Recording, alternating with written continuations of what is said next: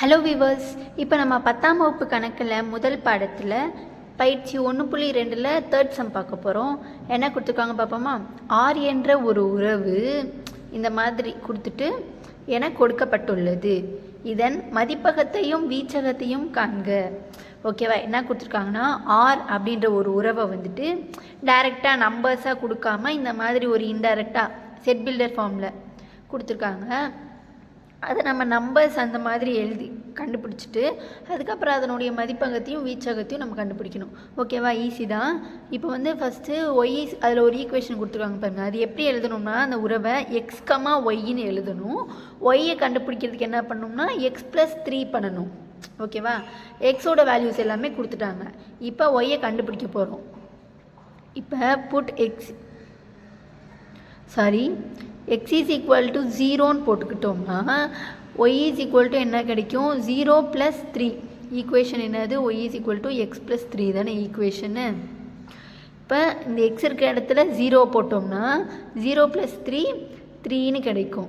ஓகேவா? y is equal to 3 அப்படின்னு கிடைக்கும். இதுவே x is equal to அடுத்து 1 இருக்கா?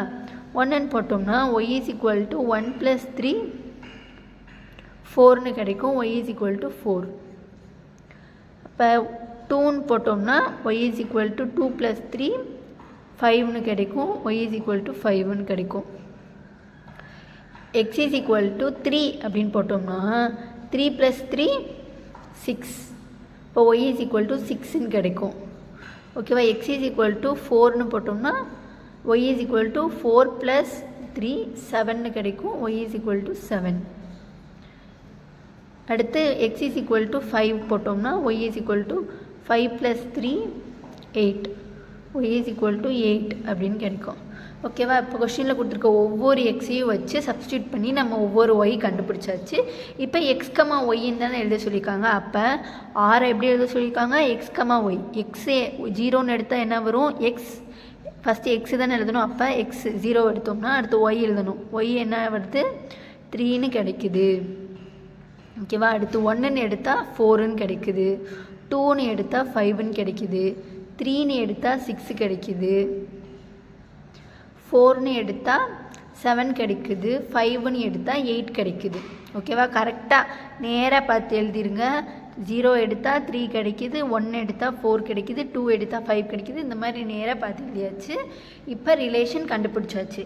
இப்போ மதிப்பகத்தையும் வீச்சகத்தையும் கண்டுபிடிக்கணும். ஆரின் மதிப்பகம்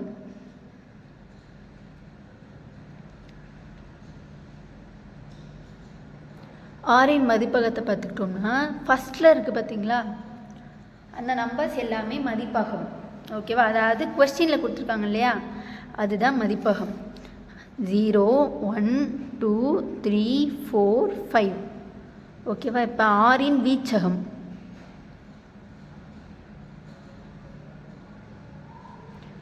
ஆரின் வீச்சகம்னா இந்த செகண்ட் எலிமெண்ட்ஸ் எல்லாமே. மதிப்பகம் எல்லாமே ஃபஸ்ட்டு நம்பர்ஸு. வீச்சகம் எல்லாமே செகண்ட் நம்பர்ஸு. ஓகேவா? செகண்ட் நம்பர்ஸ் என்னென்ன இருக்குது? 3 4 5 6 7 8. ஓகேவா? அவ்வளோதான். ரிலேஷன் கண்டுபிடிச்சாச்சு. அதாவது ஆர் அப்படின்ற ஒரு உறவை கண்டுபிடிச்சிட்டோம். ஆரனுடைய மதிப்பகத்தையும் கண்டுபிடிச்சிட்டோம். வீச்சகத்தையும் கண்டுபிடிச்சிட்டோம். தேங்க்யூ ஃபார் வாட்சிங்.